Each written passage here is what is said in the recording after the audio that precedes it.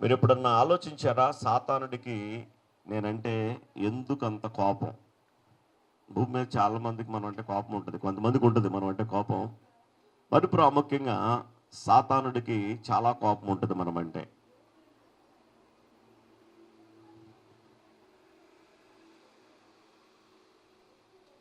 ఎందుకు అంత కోపము, ఎందుకు అంత పగ అంటే సాతానుడికి మనము మొదటిగా ఆయన స్వరూపములో చేయబడ్డాము అని చెప్పి దేవుని వాక్యంలో నుండి మనం ఒకసారి చూద్దామా? దేవుని వాక్యంలో నుండి కొన్ని విషయాలు, చాలా విషయాలు ఉన్నాయి, వాటికి మనం అంటే చాలా విషయాలను బట్టి కోపము. అందులో కొన్ని విషయాలను మీకు రాత్రి వాక్యంలో నుండి తెలియజేస్తాను. చూడండి, ఆది కాండము 1వ అధ్యాయము 27వ వచనాన్ని ఒకసారి చూద్దాము. దేవుడు తన స్వరూపమందు నరుని సృజించెను, దేవుని స్వరూపమందు వారిని సృజించెను, స్త్రీని గాను పురుషుని గాను వారిని సృజించెను. చూడండి, దేవుడు తన స్వరూపములో మనల్ని చేసుకుని ఉన్నాడు. సాతానుడు దేవుణ్ణి ఏమీ చేయలేడు కాబట్టి ఆయన పిల్లలుగా చెబడిన మన మీద వాడు తన యొక్క కోపమును లేదా తన యొక్క కక్షను తీర్చుకోవడానికి ప్రయత్నం చేస్తూ ఉంటాడు. ప్రియమైనదులరా, ఆ ప్రక్రియలోనే ఆదాము అవలైన వారిని మోసపరిచి దేవుడు వారికి ఇచ్చిన అధికారమును, దేవుడు వారికి ఇచ్చిన ఆధిపత్యమును, దేవుడు వారికి ఇచ్చిన సమస్తమైన వాటిని కూడా మోసము చేసి వారి దగ్గర నుంచి దొంగిలించినట్లుగా కనబడుతూ ఉంటుంది. వారు ఆల్రెడీ దేవుని స్వరూపములో చేయబడ్డారు, కానీ సాతానుడు వారికి చెప్పిన మాట ఏంటంటే మీరు దేవతల్లాగా ఉంటారు అని చెప్పాడు. వాళ్ళు ఏమయ్యారంటే ఇంకేముంది, దేవతల్లాగా అయిపోతామని చెప్పి దేవుడు చెప్పిన మాటను పక్కన పెట్టేసి సాతానుడు చెప్పిన మాటను వాళ్ళు వినడం ప్రారంభించారు. తద్వారా దేవుడు వారికి పక్షముగా, దేవుడు వారి పట్ల కలిగిన ప్రణాళికను వారు ఏం చేసుకున్నారంటే పోగొట్టుకున్నారు. కానీ దేవుడు వారు అలా అయిపోయారు ఏంటని చెప్పి వారిని వదిలిపెట్టలేదు. కానీ అద్భుతమైన తన ప్రణాళికను బట్టి, అద్భుతమైన ఆయన యొక్క భవిష్యత్ కాలపు ప్రణాళికను బట్టి, దయను బట్టి ఆ కోల్పోయిన ఆ స్థితిని లేదా కోల్పోయిన వాటన్నిటిని కూడా దేవుడు ఏం చేశారంటే ప్రవక్తలను పంపిస్తూ, న్యాయాధిపతులను పంపిస్తూ, ఇలా రకరకాలుగా దేవుడు మానవుడితో సంబంధం కలిగి ఉండాలి అనే ఆ ప్రణాళికను ఆయన పలు విధాలుగా భూమి మీద తన ప్రజలతో కూడా ఉండటానికి ఆయన ఇష్టపడుతూ పలు రకాలైన ప్రయత్నాలు జరిగించుకుంటూ వచ్చాడు. అందులో భాగంగానే చివరిగా తన కుమారుడైన క్రీస్తును భూమి మీదకి పంపించాడు. హల్లెలూయా, హల్లెలూయా. సాతాను మొదటి నుండి కూడా దేవుని ప్రణాళికలను పాడు చేయాలని ప్రయత్నం చేస్తూనే ఉంటాడు. కానీ చాలా వాటికి వాటి ప్రయత్నాలు విఫలమే అవుతాయి. హల్లెలూయా, దేవునికి స్తోత్రం. దేవుని యందు విశ్వాసం ఉంచిన వారు, దేవుణ్ణి వెంబడిస్తూ నడిచే వారి జీవితంలో సాతానుడు ఎన్ని కుయుక్తులు పన్ని లేదా ఎన్ని ప్రయోగాలు చేసినప్పటికీ కూడా అవి సంపూర్ణముగా వాడి ఆలోచన నెరవేర్చబడదు. కానీ దేవుని యొక్క ఆలోచన మాత్రమే నెరవేర్చబడుతుంది. ప్రియమైన దుర్మిలరా, అందులో భాగంగానే ఆయన తన స్వరూపమును మనకి ఇచ్చాడు. కాబట్టి ఇప్పుడు ఆ స్వరూపాన్ని పాడు చేయాలని సాతానుడు ఆదాములను మోసపుచ్చితే కొన్ని సంవత్సరాల పాటు దేవునికి వారు దూరస్తులయ్యి దేవుని చేత తోలివేయబడిన స్థితిలో ఉన్నప్పటికీ కూడా మరలా దేవుడు వారిని హక్కును చేర్చుకున్నట్లుగా కనబడతా ఉంటుంది. హల్లెలూయా. మొదటిగా మనము ఆ దేవుని యొక్క స్వరూపములో చేయబడ్డామని వాడికి కోపం, ప్రియమైన దేవుని బిడ్డలారా. రెండవదిగా ఆ తెగిపోయిన ఆ బంధము, దేవునికి దూరస్తులైపోయిన ఆ బంధమును తిరిగి మరలా కలపటానికి దేవుడు తన కుమారుడైన క్రీస్తును భూమి మీదకి పంపించి నర శరీర అవతారిగా భూమి మీదకి వచ్చి ఆ మానవులు చేసిన పాపం అంతటికి ఎటువంటి శిక్ష రావాలో, ఎటువంటి అవమానం రావాలో, ఎటువంటి నింద రావాలో, ఎటువంటి ఆ భయంకరమైన స్థితి రావాలో అదంతా కూడా కుమారుడైన క్రీస్తు ఆయన మీద వేసేసుకున్నాడు అంటే ఆయన తన రక్తం ఇచ్చి మనల్ని కొనుక్కున్నాడు. హల్లెలూయా. మొదటిగా సాతాన్ యొక్క ప్రణాళిక భగ్నం అయిపోయింది. ఏదైతే దేవునికి దూరస్తులుగా వారిని చేయాలని ఆశ కలిగి ఉన్నాడో ఆ ప్రణాళిక చెదరగొట్టబడింది. ఇప్పుడు దేవుణ్ణి వెతకటానికి మనిషి ఎక్కువ ఇష్టపడేదానికంటే కూడా దేవుడే మనుషుల్ని ఎక్కువగా వెతకడానికి ప్రయత్నం చేస్తున్నాడు. దేవునికి స్తోత్రం. హల్లెలూయా. అందుకే మనము పేతురు రాసిన పత్రిక, మొదటి పేతురు రాసిన పత్రిక 1వ అధ్యాయం 17, 17, 18 వచ్చిన ఒకసారి చూసినట్లయితే చూద్దామా. మొదటి పేతురు రాసిన పత్రిక 1వ అధ్యాయం 17, 18 వచనాలు. పక్షపాతము లేకుండా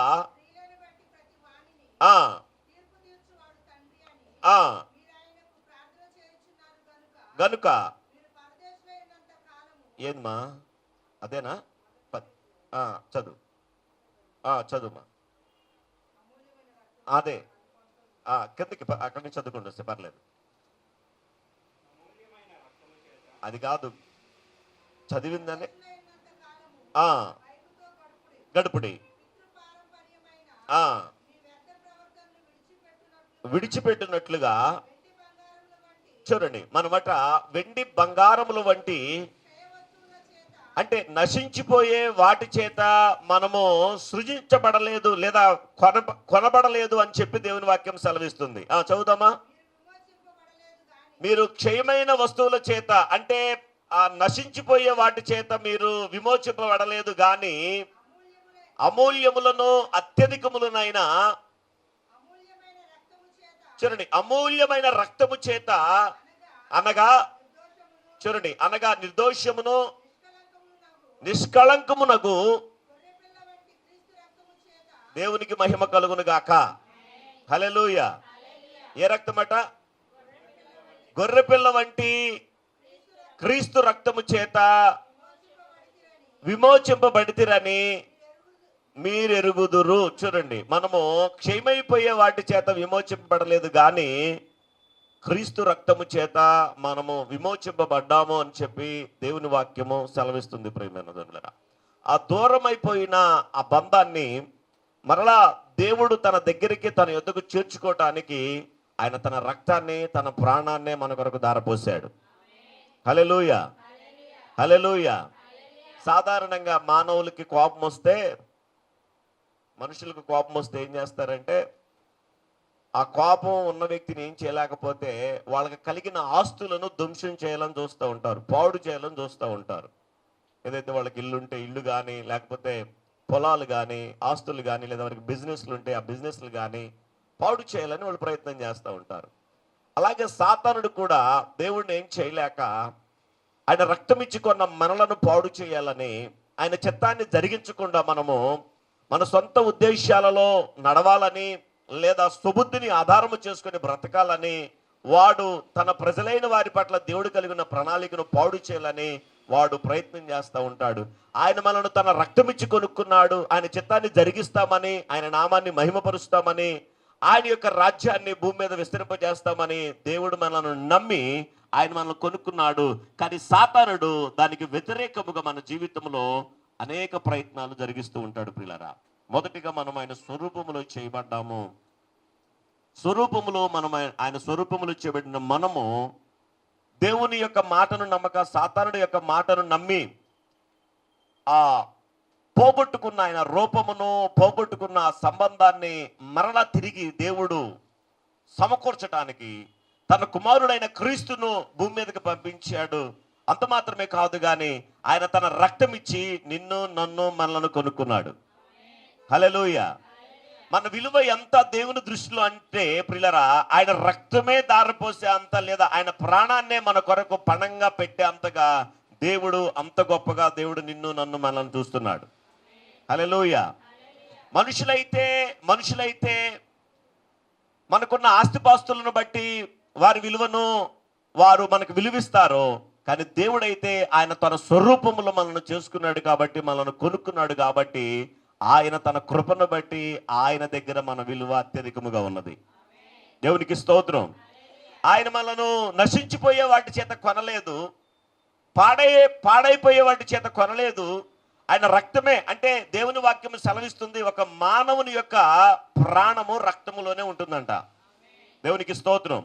లేవీకాండం, నిర్గమాకాండం, ఈ వీటిల్లో చదివితే మనిషిని కాదు, లేకపోతే ఏ జీవి యొక్క ప్రాణమైన రక్తములోనే ఉంటుంది అని చెప్పి దేవుని వాక్యం సెలవిస్తుంది పిల్లరా. అటువంటి రక్తాన్ని ఆయన నిన్ను నన్ను కొనడానికి ఆయన ఉపయోగించాడు. అందుకే ఆయన రక్తంతో మనం కొనుక్కున్నాడు కాబట్టి, ఇప్పుడు ఆయన స్వాస్థ్యముగా మనము చేయబడ్డాము కాబట్టి, ఆయన చిత్తములో మనం ఉన్నాం కాబట్టి, సాతానుడి యొక్క ప్రణాళిక ఏంటయ్యా అంటే ఎలా అలాగా వాడిని దేవుడి చిత్తములో నుండి, దేవుని ప్రణాళికలో నుంచి తప్పించాలి, సుబుద్ధిని ఆధారము చేసుకోవాలి, లేదా ఆయన చిత్తాన్ని జరిగించకుండా ఉండటానికి రకరకాలైన ఉచ్చులను, రకరకాలైన ప్రణాళికలను సాతానుడు దైవజనుల పట్ల కావచ్చు, దేవుని జనాంగంగా చెబడిన విశ్వాసుల పట్ల కావచ్చు, అనేకమైన ఉచ్చులను వాడు పన్నుతూ ఉంటాడు, అనేకమైన పన్నాగాలను వాడు పన్నుతూ ఉంటాడు. ప్రియమైన దుడ్డారా, రెండవది ఏంటంటే వాడి కోపము. ఆయన తన రక్తం ఇచ్చి మనలను కొనుక్కున్నా. ఇక అందుకే దేవుడిని ఏం చేయలేడు కాబట్టి ఏం చేస్తాడు? మనల్ని పాడు చేయాలని చూస్తూ ఉంటాడు వాడు. అది గమనించుకోవాలి. ఏమి లేదు, వాడు పాడు చేయడానికి వాడు చేసేదల్లా ఏమి లేదు. దేవుడి చిత్తం ఒకటై ఉంటే ఆ దేవుడి చిత్తంలో నుంచి దేవుడి చిత్తం కాని దాంట్లో నువ్వు అడుగు పెట్టేలాగా, ఆ దేవుడి చిత్తం కాని దాన్ని నువ్వు చేసేలాగా అది చేస్తే చాలు. ఎందుకు చెప్పనా, దేవుడి చిత్తానికి కాపుదల ఉంటుంది. హల్లెలూయా. దేవుని చిత్తానికి భద్రత ఉంటుంది. దేవుని చిత్తములో సమాధానం ఉంటుంది. దేవుని చిత్తములో ఆయన యొక్క ఆత్మ నడిపింపు ఉంటుంది. దేవుని చిత్తములో దేవుని సమకూర్పు కూడా ఉంటుంది. హల్లెలూయా. ఆ దేవుని చిత్తములో దేవుడు ఏదైతే మన పట్ల ఆ గొప్ప ప్రణాళిక కలిగి ఉంటాడో ఆ నెరవేర్పు కూడా ఉంటుంది. ఎప్పుడైతే ఆ దేవుని చిత్తములో నుండి నిన్ను పక్కకు తీసుకురావడానికి రకరకాలైన ఉరులను, రకరకాలైన వాటిని వాడు నీ జీవితంలో వేస్తూ ఉంటాడో, లేదా వాటిలో నువ్వు పడిపోతావో ప్రియులరా, ఏమైందంటే ఆ కాపుదల పోగొట్టుకుంటారు, ఆ భద్రతను పోగొట్టుకుంటారు, ఆ పోషణను పోగొట్టుకుంటారు. దేవుడు ఏదైతే వారి కొరకు కలిగి ఉన్న గొప్ప ప్రణాళికలన్నిటి నుంచి కూడా వాళ్ళు ఏం చేయబడతారా అంటే క్రమక్రమముగా వాళ్ళు దూరం అయిపోతూ ఉంటారు. చాలా మందికి తెలియదు. పాస్టర్ గారు చెప్తే ఎందుకు వినాలి అని అనుకుంటారు. పాస్టర్ గారు చెప్తే కాదురా బాబు, పాస్టర్ గారు చెప్తే కాదు. దేవుడి చిత్తము నీ పట్ల ఉన్నదాన్ని నువ్వు గ్రహించుకోకపోతే ఆ చిత్తములో నిన్ను నడిపించాలని, దేవుడి చిత్తము నీ పట్ల నెరవేర్చబడాలని దైవజనుడు ప్రేమించి మనకు కొన్ని సంగతులు తెలియజేస్తాడు. హల్లెలూయా. వీళ్ళు ఎలా చూస్తారా అంటే ఒక మనిషి పరిధుల్లో ఆయన చూస్తారు. ఆయన మాట వినేదేంటి, ఎందుకు వినాలి, వినకపోతే ఏమైంది, దేవుని మాట వినకపోతే ఏమైందో, దైవజనుడు వారి పట్ల కలిగిన ఉద్దేశాన్ని వాళ్ళు కూడా తెలుసుకోకపోతే, ఒక సుచిత్తాన్ని కనుక వాళ్ళు జరిగించాలని ఆశ కలిగి ఉన్నప్పుడు ఈ దైవజనుడు ఏం చేయడు. కానీ తర్వాత ఆ దైవ చిత్తములో నుంచి తప్పిపోయిన వాళ్ళే చాలా ఇబ్బందులు పడతారు. తర్వాత ఏమైతే చెప్పనా, మరలా దాన్ని జరిగించడానికి నువ్వు దాంట్లోంచి బయటకు వచ్చావని నీకు తెలియడానికి సమయం పట్టుద్ది. మరలా తిరిగి ఆయన చిత్తంలోనికి వచ్చేసరికి చాలా టైము వ్యర్థమైపోతుంది. ఏదో ఒక ఉచ్చుని మనం గమనిస్తే బైబిల్ గ్రంథంలో ఎలీషాని వెంబడిస్తూ ఉంటాడు ఒక వ్యక్తి. ఎవరో గెహజీ. ఆలోచిస్తే అద్భుతమైన ప్రణాళిక కలిగి ఉన్నాడు. దేవుడు కావచ్చు, దైవజనుడు కావచ్చు. ఇప్పుడు ఏలియా దగ్గర ఉన్న ఎలీషా నమ్మకంగా పరిచర్య చేశాడు. మీరు చెప్తారా? హల్లెలూయా. నమ్మకంగా పరిచర్య చేశాడు. మరి ఇన్ని రోజులు పరిచర్య చేసి ఏం కావాలి నాయనా నీకు అని అడిగితే, ఎలీషానే నాకు ఏం వద్దు, కానీ నిన్ను వెంబడిస్తూ ఉన్నప్పుడు నేను నీలో చూసిన ఆ ఆత్మ, నీ మీద ఉన్న ఆ అభిషేకం నాకు కావాలి. బహుశా ఆ సమయంలో ఎలీషా ఏమడిగినా ఇచ్చేవాడు. బహుశా నేను అయ్యా మీ దగ్గరికి వచ్చేటప్పుడు ఏమున్నాయని ఆస్తిపాస్తులు 12 ఎడ్లు, 12 జతల ఎడ్లు దున్నగలిగినంత పొలము, భూస్వామిగా ఉన్నాడు. మరి ఇన్ని సంవత్సరాలు నేను నిన్ను వెంబడించాను కదా, ఇప్పుడు 12/24 జతల ఎడ్లు కావాలి నాకంటే ఇచ్చేసేవాడు. కానీ దేవుని చిత్తం మాత్రం నెరవేర్చబడేది కాదు. ఆయన ఏమడిగాడు చెప్పనా, అన్ని సంవత్సరాలు వెంబడించి భూ సంబంధమైనది ఏమీ అడగలేదు, కానీ భూ సంబంధమైన దాన్ని కంట్రోల్ చేయగలిగిన దేవుని రాజ్యానికి సంబంధించిన, దేవుని సామర్థ్యమునికి సంబంధించిన పరిశుద్ధాత్మ దేవుని యొక్క అభిషేకాన్ని అడిగాడు. హల్లెలూయా. భూమి దేని చేత కంట్రోల్ చేయబడుతుందో, లేదా భూమి మీద ఉన్న వాటిని దేని చేత కంట్రోల్ చేయొచ్చో ఆ సామర్థ్యమును ఎలీషా అడిగి ఏలియా దగ్గర నమ్మకముగా పరిచర్య చేసి ఆ సామర్థ్యాన్ని, ఆ అభిషేకాన్ని పొందుకోగలిగాడు. హల్లెలూయా. మనం ఇలా గమనించినట్లయితే ఎలీషా దగ్గర పనిచేసే ఈ గెహజీ అనే వ్యక్తి కూడా దేవుడి చిత్తం తెలుసుకున్నాడు. నేను ఈ దైవజనుడిని వెంబడించాలి, ఈ దైవజనుడికి పరిచర్య చేయాలి అని గ్రహించుకున్నాడు. ఏమైందో తెలియదండి. ఆ నైమాన్ వచ్చే వరకు బాగున్నాడు మనోడు. ఎవరో గెహజీ బాగున్నాడు, మంచిగా పరిచర్య చేశాడు, ఏం చేయమంటే చేసేవాడు, అదే చేసేవాడు, మంచిగా నమ్మకంగా ఉండేవాడు. ఎప్పుడైతే ఆ నైమాన్ వచ్చాడో, స్వస్థత పొందాడో, మనోడు చాలా చక్కగా హ్యాపీగా ఫీల్ అయ్యాడు. వచ్చిన ఆస్తిపాస్తులు, ఆయన వచ్చినప్పుడు బంగారాన్ని, కొంచెం బట్టలు అవి తీసుకొచ్చాడు. ఎలీషాకి ఇస్తాడు. అయ్యా తీసుకో అంటే, నాకు అసలు ఏమొద్దు, నువ్వు వెళ్ళిపో అని చెప్తాడు. పాపం దైవజనుడు ఏమో వెళ్ళిపోమని చెప్పాడు, మనోడు ప్రాణమేమో వాటి వెంట పడుతుంది. అడగాల్సింది పాస్టర్ని, అయ్యా మీరేమో వద్దంటున్నారు కానీ నాకేమో వాటి మీదే ఉందయ్యా అని అడగాల్సింది. అడిగితే వద్దంటాడని కూడా తెలుసు. కొంతమంది అందుకే అడగరు పాస్టర్ గారిని. వాళ్ళు చేయాలనుకున్న ఉద్దేశాలు చేయాలంటే దేవుని వాక్యానికి విరుద్ధమై ఉన్నప్పుడు, దేవుడి చిత్తం కానప్పుడు వాటిని అడగరు. కానీ వాటి వలన వచ్చే నష్టం వచ్చి చూసారా, ఆ నష్టం వచ్చినప్పుడు మాత్రం మా కోసం ప్రార్థన చేయండి, మీకోసం దైవజనుడు ప్రార్థన చేయడం కాదు.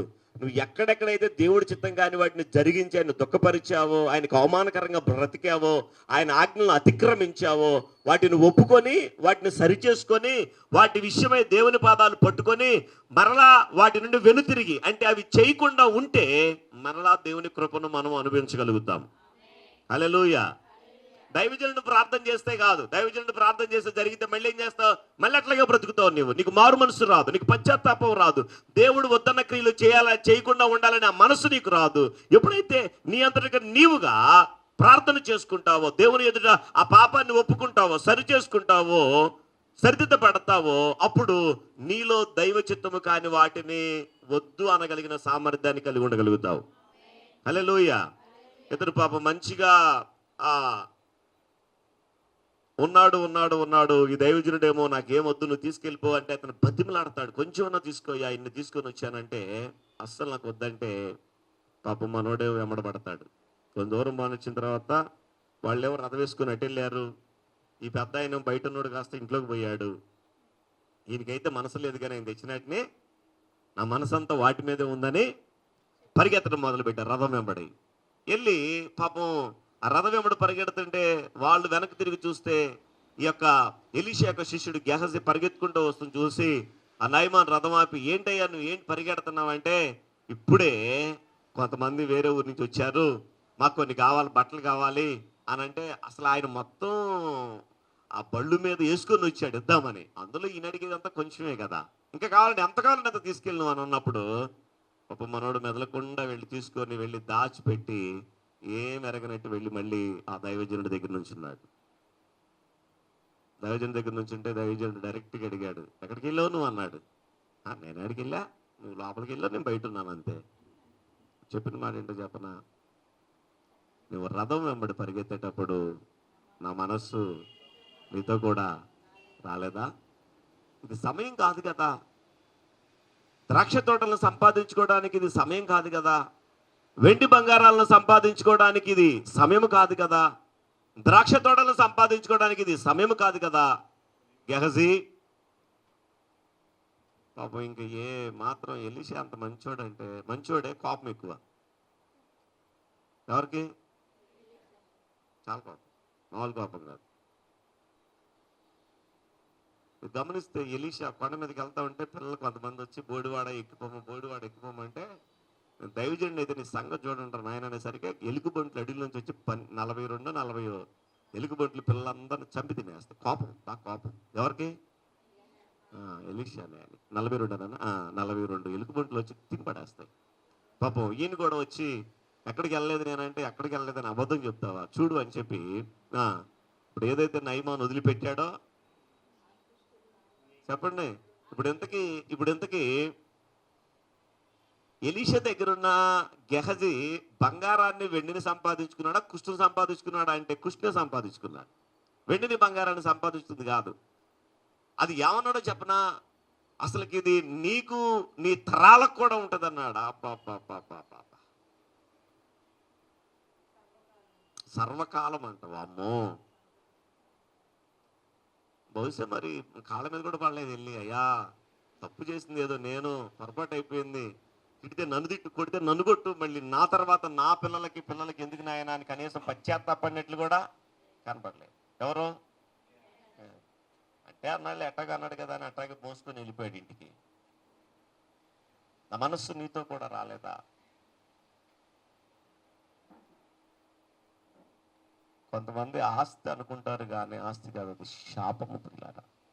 దేవుడు అసహించుకునే వాటిని మనం ప్రేమించకూడదు. హల్లెలూయా. దేవుడు అసహించుకుంటున్న వాటిని, దేవుడు త్రోసివేసిన వాటిని, దేవుడు తృణీకరించిన వాటిని మనం ప్రేమించకూడదు. అందుకే దేవుని వాక్యం అంటుంది, యెహోవాను ప్రేమించువారులారా చెడుతనమును అసహించుకోండి. నేను ఏదైతే అసహించుకుంటున్నానో దాన్ని అసహించుకోండి. మీరు నన్ను ప్రేమిస్తున్నానంటున్నారు కదా, మీరు నన్ను ప్రేమిస్తే చెడుతనాన్ని అసహించుకోవాలి. మీరు నన్ను ప్రేమిస్తున్నారని చెబుతూ మరలా చెడుతనాన్ని ప్రేమించలేరు, రెండింటిని ప్రేమించలేరు. కొన్ని దేవుని చిత్తము కాని వాటిని అసహించుకోవాలి, దేవుని చిత్తము కాని వాటిని పక్కన పెట్టేయాలి. ప్రియమైన దొంగలారా, ఎప్పుడైతే అటువంటి స్వభావాన్ని మనం కలిగి ఉంటామో అప్పుడే దేవుని చిత్తాన్ని నెరవేర్చగలుగుతాము. మంచి కమిట్మెంట్తో వచ్చాడు ఎక్కడికి? ఎలీషా దగ్గరికి. మంచిగా వెంబడిస్తూ ఉన్నాడు. పాపం నయమాన్ రాకుండా ఉంటే మనోడు బాగుండేవాడేమో. ఇలా అన్నా ఇప్పుడు చెప్పాను, మళ్ళీ నాకు గుర్తొస్తుంది. మనలో ఉన్న బుద్ధి అన్ని చోట్ల బయటపడదు.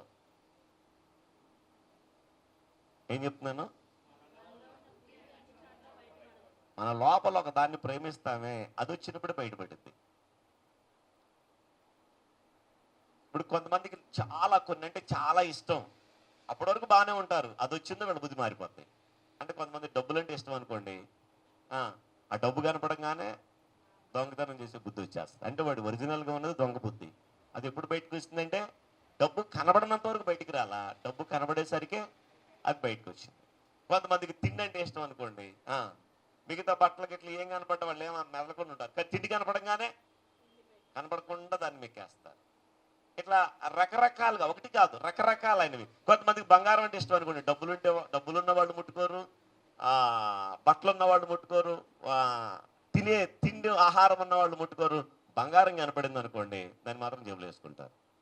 అట్లా రకరకాలుగా మన లోపల ఒరిజినల్గా ఏముంది అనేది అది బయటకు వచ్చేదాకా అందరూ మంచిగానే కనపడతారు.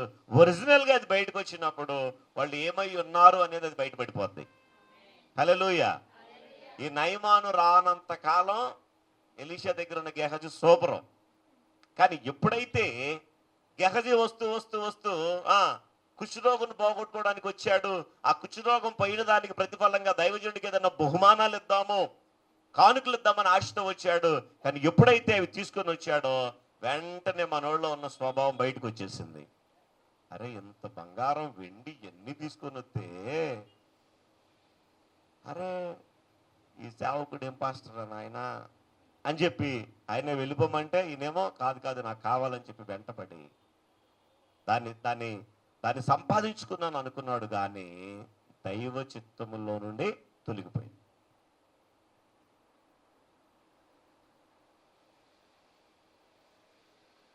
దైవ చిత్తంలో నుండి తొలగిపోయాయి.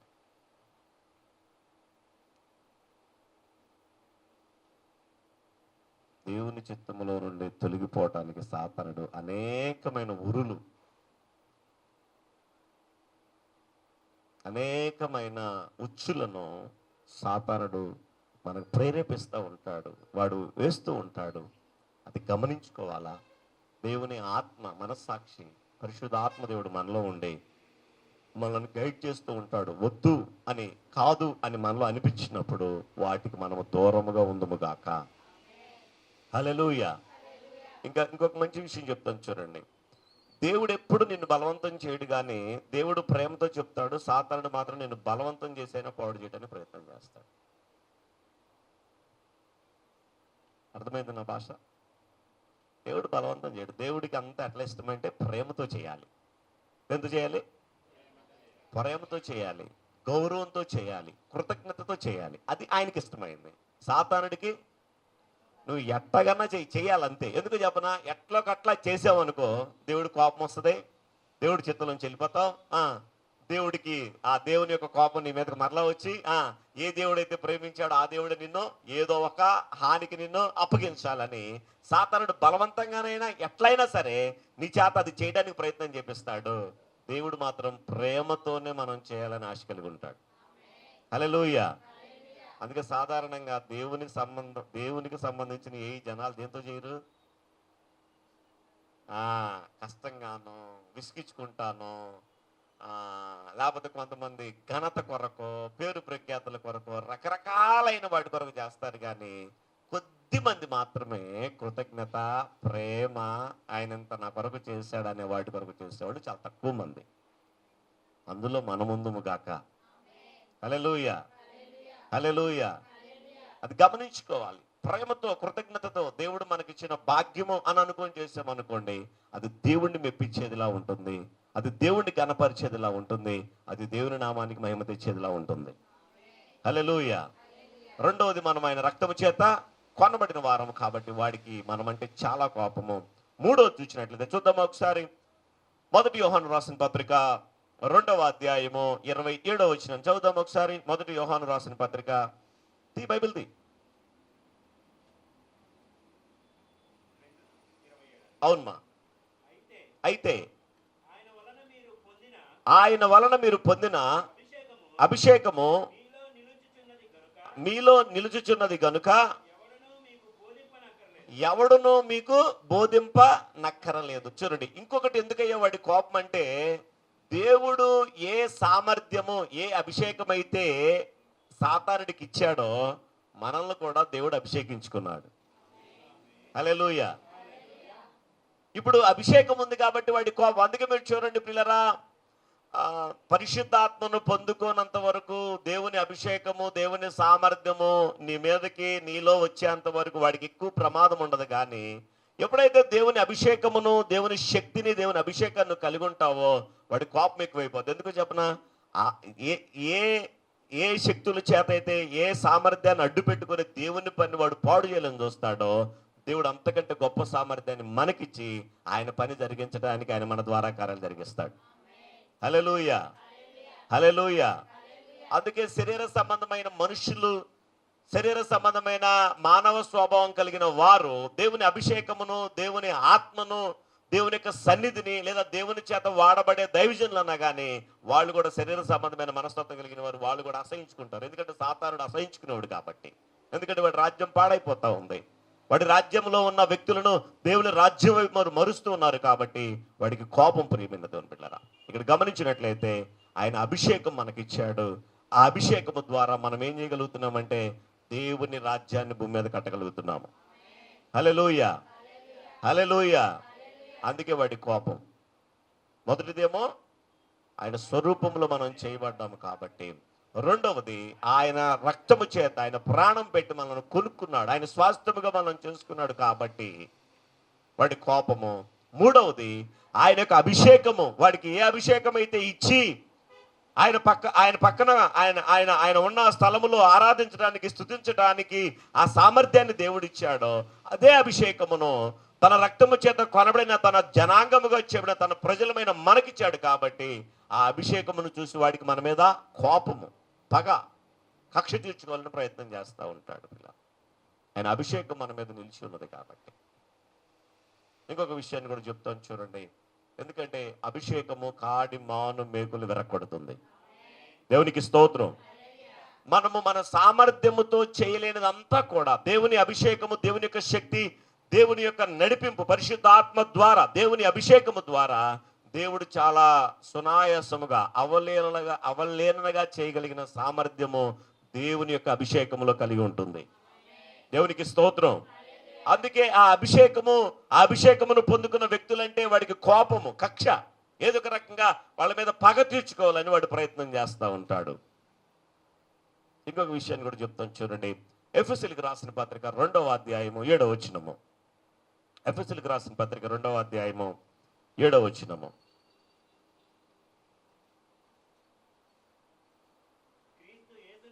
క్రీస్తు యేసునందు మనలను ఆయనతో కూడా లేపి, ఈ ఈ ఈ యొక్క అధ్యాయాన్ని కనుక మనం ఆయనతో కూడా ఎప్పుడు లేపబడ్డామంటే క్రీస్తు యేసునందు బాప్తిసం పొందిన మీరందరూ కూడా క్రీస్తు కూడా లేపబడిన వారని దేవుని గ్రంథంలో రాయబడుతుంది, పరిశుద్ధ గ్రంథంలో రాయబడి ఉంటుంది. బాప్తిసం పొందుకున్నప్పుడు క్రీస్తు కూడా మనం సమాధి చేయబడ్డాము, క్రీస్తు కూడా మరలా తిరిగి లేపబడ్డాము. హల్లెలూయా. మనం ఆయనతో కూడా లేపబడి చదువుమా పరలోకమందు. హల్లెలూయా.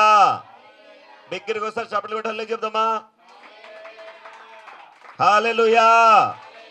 చూడండి, పాపము చేసిన మనలను దేవుడు ఏం చేశాడయ్యా అంటే ఆ పాపమునకు శిక్ష ఆయన భరించి మనము ఆయన శిలువ మరణమందు విశ్వాసం ఉంచి నీటి బాప్తిస్వం విషయంలో విధేయత చూపునట్లుగా, మన పాపములు ఆయన సన్నిధానంలో ఒప్పుకునే రక్తము చేత కడగబడినట్లుగా, నీటి బాప్తిస్వములో మనము సమాధి చేయబడి మరలా నీటిలోంచి పైకి లేచినప్పుడు ఆయనతో కూడా లేపబడిన మర్మయుక్తమైన కృపను దేవుడు నీటి బాప్తిస్వంలో పెట్టాడు. దేవునికి స్తోత్రం. ఇప్పుడు మనలను ఆయనతో కూడా లేపబెట్టిన ఆయన ఏం చేశాడో చెప్పనా, మనం ఇక్కడ భూమి మీద ఉన్నాము అనుకున్నాము, కానీ దేవుడు మనలను ఆత్మ సంబంధముగా తన సింహాసనం తన పక్కన కూర్చోబెట్టించుకున్నాడు. హల్లెలూయా. అదే రాయబడి ఉంది అక్కడ. ఏమనంటే ఆయన క్రీస్తు యేసుతో కూడా మనం లేపి పరలోకమందు ఆయనతో కూడా కూర్చోబెట్టాను. వాస్తవంగా ఏంటయ్యా ఇంకా వాడికి బాగా కోపం అంటే ఇదే కోపం. ఏంటయ్యా వాడి కోపం అంటే, వాడు పాపం ఆరాధన చేస్తా, స్తుతిస్తా, గణపరుస్తా ఉండి పద్దాక నేను ఇది చేస్తున్నాను కదా, ఒక రోజు అక్కడ కూర్చుంటే బాగుండు అనుకున్నాడు. ఎక్కడ? దేవుడి సింహాసనం మీద. ఇప్పుడు ఆ ఆశ వచ్చినందుకు ఏం చేయబడ్డాడు? వాడు త్రోసివేయబడ్డాడు. చూడండి, ఆశ లేకుండా ఇష్టానుసారంగా బతుకుతా లోకంలో పాపములో నశించి నరకానికి వెళ్ళాల్సిన మనల్ని దేవుడు ఆ పాపానికి రావాల్సిన శిక్ష ఆయన భరించి మనల్ని విడిపించి మనల్ని విమోచించి ఆయన రూపంలో చేయబడిన మనకు ఆయన ఆత్మనిచ్చి ఆయన రక్తము చేత కొనబడిన వారిగా చేసి పరిశుద్ధపరిచి నీతిమంతులుగా తీర్చి, ఏ పాపం అంటే తెలియని వారిగా దేవుడు నిర్దోషులుగా మనల్ని తీర్చి ఆయన అభిషేకం ఇచ్చి ఆయన ఏం చేశారంటే, రానా నా పక్కన కూర్చో అని చెప్పి మనకి ఆయన పక్కన ఒక కుర్చీని ఏర్పాటు చేశాడు. హల్లెలూయా. అరే నేను కూర్చోవాలి అనుకుంటేనే నన్ను కిందకి త్రోసేశాడు. వీళ్ళను మాత్రము ఇంత పాపము చేసి ఆయన మాట వినకుండా ఇష్టానుసారంగా బతుకుతున్న వారి కొరకు ఆయన రక్తాన్ని చిందించి ఆయన శిలువ మరణం పొంది ఆయన వారికి రావాల్సిందంతా ఆయన భరించి వాళ్ళను ఉచితముగా నీతిమంతులుగా తీర్చి ఆయన పక్కన కూర్చోబెట్టుకుంటాడా? ఎట్లా కూర్చుంటాడో నేను చూస్తా, ఎట్లయినా పాడు చేయాలి వీళ్ళని అని చెప్పి సాతానుడికి నిజమైన విశ్వాసులంటే అందుకే కోపం. హల్లెలూయా. హల్లెలూయా. ఇక మిగతా వాళ్ళంటే పెద్దగా ఇబ్బంది ఏం లేదు, ఎందుకంటే వాడు చర్చికి వచ్చినా ఆడికి వచ్చిన నష్టం ఏం లేదు. మాట్లాడండి మా. వాళ్ళు దేవుని పని కొరకు సహకరించేది ఉండదు, దేవుని పనిలో పాలు పంపులు పొందేది ఉండదు, దేవుని కొరకు కొన్ని ఆత్మలను సంపాదిద్దామనే ఆశ ఉండదు. ఇంకా ఏటి గురించి దేవుని పని చేయని వారి గురించి సాతానుడికి వచ్చిన సమస్య ఏమీ లేదు. వాళ్ళు ఎక్కడో అంతకుముందు సీరియల్ చూస్తా కూర్చున్నారు, ఇప్పుడు మందిరంలో కూర్చున్నారు. అప్పుడు లోక సంబంధమైన వాటిని వినేవాళ్ళు ఇప్పుడు వాక్యాన్ని వింటున్నట్టుగా కనబడుతున్నారు. లోపలికి వెళ్తల్లా అంతరంగంలో దేవుని యొక్క వాక్యము జరిగించి ఆ మార్పుకి వాళ్ళు చోటు ఇవ్వటల్లా. దేవుని వాక్యం మూలుగులలోనికి ఎముకలలోనికి దూరుచు అది హృదయం యొక్క తలంపులను పరిశోధించుచున్నదని దేవుని వాక్యం సెలవిస్తుంది. అంత అవకాశము దేవుని వాక్యమునకు వారు ఇవ్వటం లేదు. కాబట్టి వాళ్ళని బట్టి పెద్దగా సమస్య ఉండదు. ఎవరికి? సాతానుడికి. ఎవరంటే కోపం అంటే, ఎవరు రోషము కలిగి ఇబ్బందులు పడతా కూడా దేవుని కొరకు నిలబడాలని ప్రయత్నం చేస్తారో వాళ్ళంటే ఆ వ్యక్తులంటే సాతానుడి కోపం. అవమానాలైనా, నిందలైనా, లేమైనా, ఇరుకైనా, కష్టమైనా, ఏది ఏమైనా నా దేవుని చిత్తాన్ని నెరవేర్చాలి అని ముందుకు వెళతారు చూసారా, వారంటే దేవుని కోపం. దేవుని కన్నా క్షమించండి, సాతానుడి కోపం. దేవుడికి ప్రేమ. దేవునికి స్తోత్రం. దేవుడు మనల్ని ఎంత ప్రేమిస్తున్నాడో సాతానుడు అంత ద్వేషిస్తాడు. ఎందుకు? మనం దేవుడి చిత్తాన్ని నెరవేర్చడానికి సాతాను చిత్తంలో నుండి దేవుని చిత్తంలోకి వచ్చాం కాబట్టి. హల్లెలూయా. హల్లెలూయా. నువ్వు ఏమీ మెదలకుండా అట్లా ఉన్నావా? అసలు నీ వల్ల వాడికి వచ్చిన నష్టం ఏమీ లేదు, నువ్వు రక్షణ పొందామనుకున్నా కానీ నా ఫ్రెండ్వే నువ్వు. ఎందుకు దేవుని రాజ్యం ఏం కట్టబడట్లేదు కదా నీ గురించి. నీ వల్ల సంఘానికి ఏం ప్రయోజనం లేదు, నీ వల్ల దేవుని రాజ్యానికి ఏం ప్రయోజనం లేదు, నీ వల్ల ఏం లేదు. Just place మారావంతే. ప్లేస్ మారడం కాదు, మన ప్లేసులు మార్చిన దేవునికి నమ్మకంగా సాతాను రాజ్యములో ఉన్న వారిని దేవుని రాజ్యంలో తీసుకురావాలి. దేవునికి స్తోత్రం. హల్లెలూయా. సాతానుడికి నువ్వు శత్రువు అయితేనే దేవుడు నిన్ను ప్రేమిస్తున్నట్టు లెక్క, లేదా దేవుణ్ణి నువ్వు ప్రేమిస్తున్నట్టు లెక్క. నువ్వు సాతానుడికి శత్రువు కాలేదు అంటే దేవునికి శత్రువు. మరి ఇద్దరిలో ఎవరో ఒకరికి శత్రువులుగా ఉంటాం, ఎవరో ఒకరికి మిత్రులుగా ఉంటాం. ఉంటే దేవునికి మిత్రుడిగా, దేవుని స్నేహితుడిగా, సాతానికి శత్రువుగా ఉంటాము. లేకపోతే సాతానికి మిత్రుడిగా. దేవునికి శత్రువు అవ్వడానికి పెద్ద ఏదేదో చేయాల్సిన అవసరం లేదు. ఏం చేస్తే చాలు, శరీరానుసారమైన మనసుతో బతికితే చాలు. శరీరానుసారమైన మనస్సట దేవునికి విరోధమైనదంట. అంటే దేవుడికి ఏదైతే నచ్చదో అదంతా కూడా శరీరానుసారమైన మనస్సులో. రోమా 8 ఒకసారి చూస్తారా? ఒక్క రెఫరెన్స్ చూడండి, చిన్న ప్రార్థన చేసుకుందాము.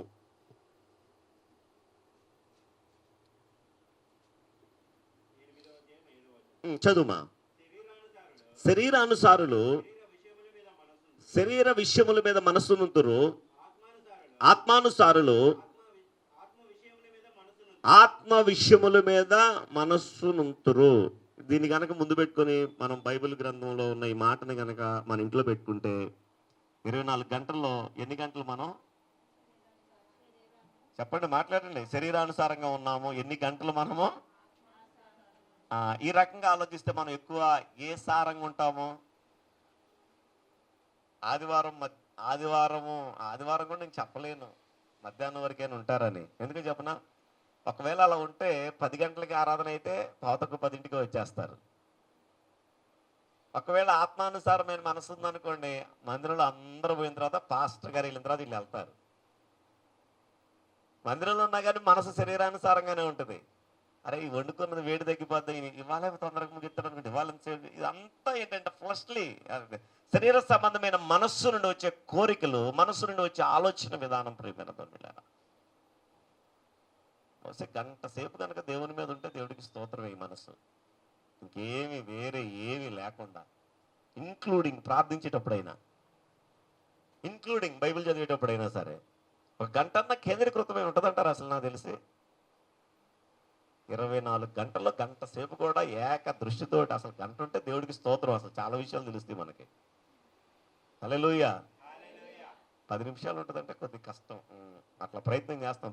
లక్కరావాలి దాన్ని. ఎక్కడికి వెళ్ళమాకవే, నువ్వు ఇక్కడే ఉండవే, దేవుని వైపు చూడవే, దేవుని మీద ఉండవే, నువ్వు దేవుని మీద ఉండవే, మనసా ప్రాణమా ఆలోచనల తలంపులు అన్నీ దేవుని మీద ఉండవే, లాక్కరావాలి దానికి. అందుకే సాతాను ఏం చేస్తాడు చెప్పనా? ఎక్కువ సమయము ఆయనతో ఉంటే ఎక్కువ విషయాలు ఆయన దగ్గర నుంచి తెలుసుకుంటాం. హల్లెలూయా, హల్లెలూయా. బాడీ అంతానే ఇక్కడ ఉంటుంది, మనస్సు ఆలోచనలు ఊహలు ఉద్దేశాలు ఏమో అవి ఎక్కడికి పోతాయో మనకే తెలియదు. అందుకే వాళ్ళు వాక్యం విన్నట్టు ఉంటారు కానీ వాక్యం ముక్క ఒకటి లోపలికి పోదు. ఉంది ఇక్కడే, బాడీ అంతా ఇక్కడే ఉంటుంది, మనసు అంతా ఇక్కడ ఉంటుంది. దేవుని వాక్యం అందుకే అనుకుంటాను, ఇవన్నీ ఎరిగిన దేవుడు ఏం చెప్పాడు చెప్పనా? నీ పూర్ణ బలముతోనూ, నీ పూర్ణ శక్తితోనూ, నీ పూర్ణ మనసుతోనూ, నీ పూర్ణ హృదయముతోనూ నీ దేవుడిని యెహోవాను సేవింపవలెను. హల్లెలూయా. పాటలు పాడేటప్పుడు ఉంటుందా మనస్సు హృదయం అంతా దేవుడి మీద ఉంటుందా?